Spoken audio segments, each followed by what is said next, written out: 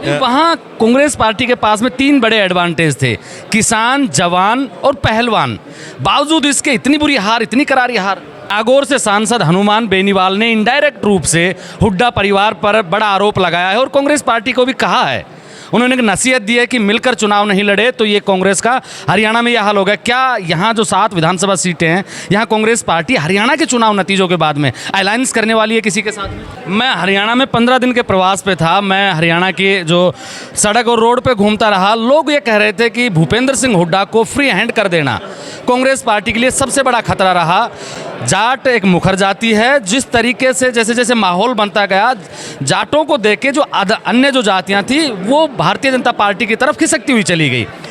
क्या कुमारी सैलजा की नाराज़गी, रणदीप सुरजेवाला की नाराज़गी भारी पड़ी इन चुनावों में? भारतीय कांग्रेस पार्टी के राष्ट्रीय महासचिव भंवर जितेंद्र जी हमारे साथ हैं। भंवर साहब, सबसे पहला सवाल, हरियाणा में कांग्रेस की जिस तरीके से जीत की उम्मीदें लगाई जा रही थी वो सब ध्वस्त हो गई। वहाँ ना आंधी चली, ना तूफान आया और ना सुनामी आई। भारतीय जनता पार्टी बहुत अच्छे मार्जिन से चुनाव जीत गई।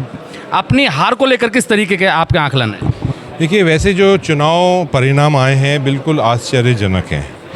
आम व्यक्ति, मैं तो खुद बहुत सारी विधानसभा क्षेत्रों में खुद होके आया हूँ, हमारे साथ हमारी पूरी टीम भी गई है, और आप सब जैसे लोग हैं, चैनल्स के लोग हैं, सर्वे के लोग हैं, हर व्यक्ति, चाहे वो अधिकारी हो, चाहे वो सब लोग, यहाँ तक कि भारतीय जनता पार्टी के खुद के जो पदाधिकारी हैं वो मुबारकबाद दे रहे थे कि चुनाव कांग्रेस पार्टी जीत रही है। और लेकिन ये हमें एक्सपेक्ट नहीं कर रहे थे कि इस तरह का रिजल्ट आएगा। अब ये क्यों आया, इसके ऊपर पूरी जांच चल रही है। अखिल भारतीय कांग्रेस कमेटी ने इसकी कमेटी बनाई है। लेकिन बहुत सारे जो प्रत्याशी हैं उनसे मेरी बात हुई, और सबसे बड़ी इसके अंदर ये बात है, ये है कि बहुत बड़ा एक प्रश्न चिन्ह इलेक्शन कमीशन के ऊपर आया है। वो ये है कि जो मशीनें हैं, किसी के ऊपर 90 और 95% वो चार्ज दिखा रही हैं। आप अपना एक मोबाइल फ़ोन भी इस्तेमाल करें और रात को उसको चार्ज पर लगा दें, सुबह दिन भर आप उसको इस्तेमाल करें, सुबह 7 बजे से लेकर शाम को 8 बजे तक, तो बैटरी तो उसकी डाउन होगी ही। और बैटरी डाउन होने के बाद, जब वो आप उसकी काउंटिंग करेंगे, उस दिन काउंटिंग के दिन वो कैसे 90% हो जाएगी। एक आपकी 50% पर बैटरी चल रही है, एक 60 पर है, कुछ 90 पर चल रही हैं। तो ये जो जवाब है ये इलेक्शन कमीशन को देना पड़ेगा, जनता को जवाब देना पड़ेगा। आज हम चुनाव हारे हैं, बहुत आसान हो जाएगा कि मैं उसका बहाना किसी के ऊपर ठेकड़ा उसका फोड़ूं। ये बात नहीं है। कमियां हम में भी रही है, हम उन कमियों को आइडेंटिफाई करेंगे, उनको हम जांच करेंगे और उनको हम ठीक करेंगे। लेकिन जनता जानना चाहती है कि इस मशीनों के अंदर इतनी जो हेरा फेरी की बातें आ रही हैं, चाहे वो सच है चाहे झूठ है, वो कम से कम आके बताएं तो सही।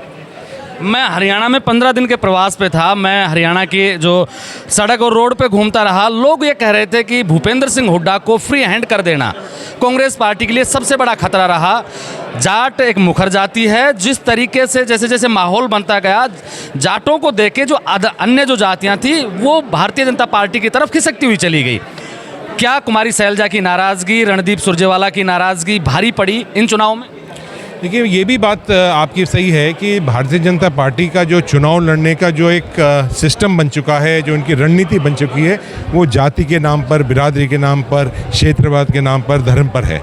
आप देखिए हर प्रदेश के अंदर, अब झारखंड के अंदर चुनाव आने वाला है, वहाँ ये अभी से चिल्लाने लगे हैं कि जो आदिवासी हैं, tribal versus non tribal. Kashmir के अंदर इनने चुनाव लड़ा हिंदू वर्सेस नॉन हिंदू। महाराष्ट्र के अंदर चुनाव आ रहा है, उसके अंदर वो नारा लगाने वाले हैं मराठी वर्सेस द रेस्ट। तो ये हर प्रदेश के अंदर जहर घोलते हैं जातियों के बीच में, धर्म के बीच में, बिरादरियों के बीच में। ये इनका एक सिस्टम बन चुका है और उसके अंदर भोली भाली जनता कहीं ना कहीं फिसल जाती है, इनको वोट देती है। ये इनका सिस्टम है। ये अपनी बात इनको करनी चाहिए विकास के ऊपर। आज मोदी सरकार को 10 साल हो गए हैं। उस 10 साल के अंदर क्या करा है? हरियाणा के अंदर 10 साल से इनकी सरकार थी, हरियाणा नंबर 1 था। बेरोजगारी, सबसे ज़्यादा रोजगार मिलता था हरियाणा के अंदर, वहाँ 0 हो चुका है। हरियाणा का नाम 20वें नंबर पर आता है। इन बातों को वो नहीं कहेंगे, वो जाति के नाम पर, धर्म पर चुनाव लड़ते हैं। वहाँ कांग्रेस पार्टी के पास में 3 बड़े एडवांटेज थे, किसान, जवान और पहलवान। बावजूद इसके इतनी बुरी हार, इतनी करारी हार। देखिए, ये बात सही है कि कांग्रेस पार्टी का जो पूर्व में जो काम करा है जो वहाँ का आज विकास हुआ है, जो आज हरियाणा को नंबर 1 पर लेके आए हैं, वो कांग्रेस पार्टी की सरकार, चाहे वो हुड्डा जी की रही हो, चाहे वो पूर्व में जितने भी हमारे मुख्यमंत्री बंसीलाल लाल जी की सरकार रही हो, उस समय पर ये आई है। ये एक लोगों के अंदर एक फीलिंग रही है। लेकिन जिस तरह का वहाँ कैंपेन चलाया गया, जिस तरह के झगड़े शुरू करे गए, इन सबों से कहीं ना कहीं नुकसान कांग्रेस पार्टी को हुआ है। हम उसकी रोकथाम नहीं कर पाए, ये कहीं ना कहीं हमारे अंदर कमज़ोरी रही है और उसको हम महसूस करने के बाद, उसके ऊपर जांच करने के बाद हम अपने आप को सुधारेंगे। नागौर से सांसद हनुमान बेनीवाल ने इनडायरेक्ट रूप से हुड्डा परिवार पर बड़ा आरोप लगाया है और कांग्रेस पार्टी को भी कहा है, उन्होंने एक नसीहत दी है कि मिलकर चुनाव नहीं लड़े तो ये कांग्रेस का हरियाणा में यह हाल होगा। क्या यहाँ जो 7 विधानसभा सीटें हैं, यहाँ कांग्रेस पार्टी हरियाणा के चुनाव नतीजों के बाद में अलायंस करने वाली है किसी के साथ में?